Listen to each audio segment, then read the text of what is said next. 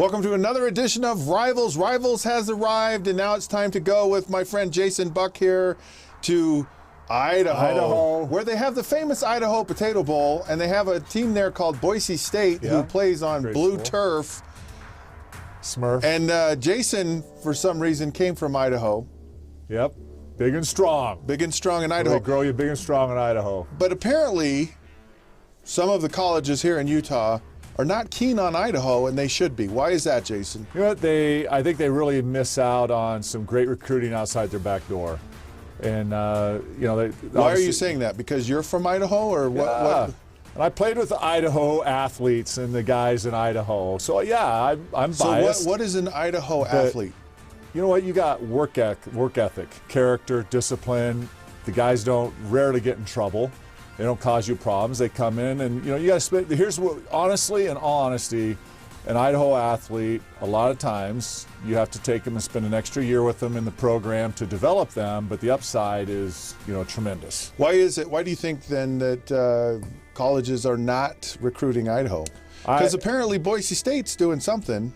Boise State's doing great. Are they recruiting the Idaho kids? Yeah. Is that the problem, that Boise State's getting all of the Idaho kids? Yeah, Boise State's doing a really good job recruiting outside their back door. Just like coming into Utah, it's hard to compete against, Utah and BYU, even though, like, we see LSU and others, USC come in and steal some great players out of Utah.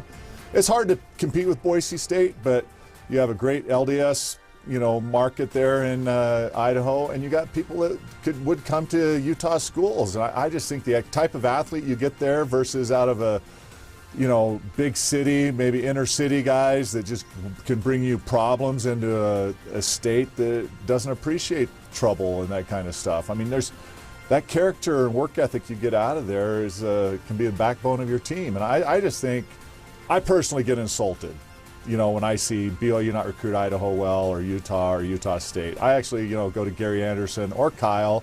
I've done it to all of them, and I said, recruit Idaho. I've personally gone to them and said, recruit Idaho, do a better job recruiting them because there's some great players up there.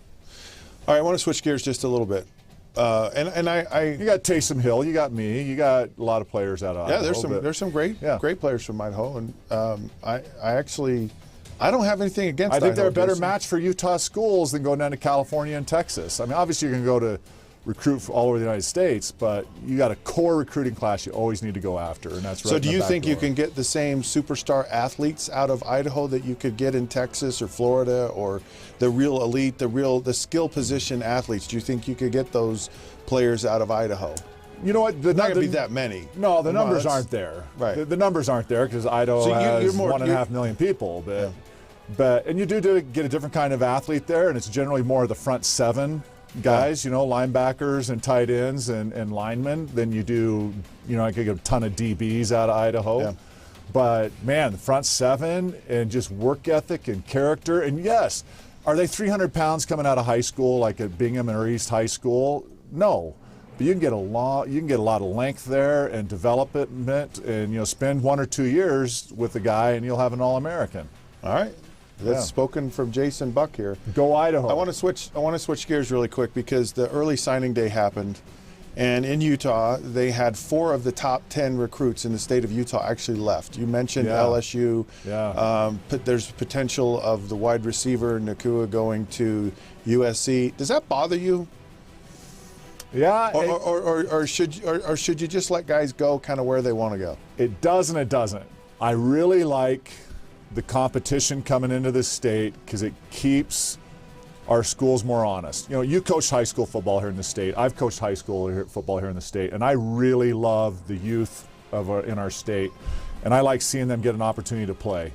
And sometimes our local schools, don't give our kids the attention they deserve. Same kind of attention. Yeah, they sit there and go, "Hey, so you walk on here. We'll go get the scholarship to the kid from California. You walk on." You like that it keeps everyone on edge. I hate it. I hate that these kids leave. Oh, I hate them leaving. I do hate them leaving, but I also at the same time like them. I don't like BYU going, hey, local Provo kid, you just walk on while we give the scholarship to the kid from Texas. And all it would have taken is maybe a little bit of encouragement, or hey, we really want you, and that kid would have shown up. Make him come out and work for it. Yeah, because I don't think I want him to stay, but I mean, I get the idea of going out of state to another school, a special school, what have you, but I just think you're going to get.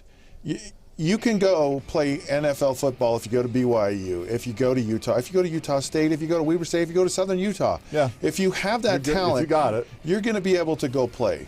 So it's not that, all right, I'm going to go to this other school because I'm going to get a better shot at going to the NFL. I don't believe that.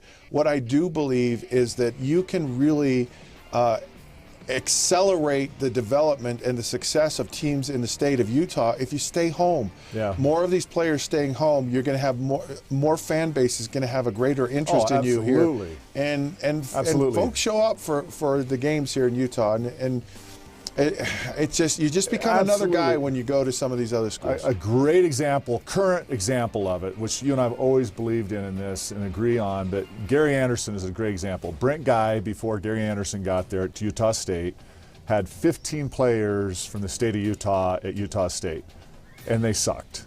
Yeah. Right? Gary, within 1 year, had it up to like 45 players from the state of Utah, and then I think when he went 11-2 and won it all, he was like 55 some players from the state of Utah, and I would include Eastern Idaho in that. You know that corridor that. Well, of course, you have to include Idaho. Got to include Idaho and potatoes, but you know that builds the character of the team, fills up the stands like you said, gets the support and the money coming in, and the kids play harder. They play harder for their home state. They play harder, absolutely. All right, this round of rivals is over, and I'm not ready to say goodbye. You're going to have to kick me off. Whatever. He's Jason Buck. I'm Scott Mitchell. Dial us, like us, text us. What else is there in the world? But anyways, we'd love to have your comments. Download that podcast. Love to have you be a part of what we do.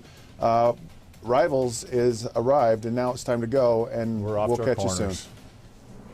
Oh, and we're kind of related. Jason.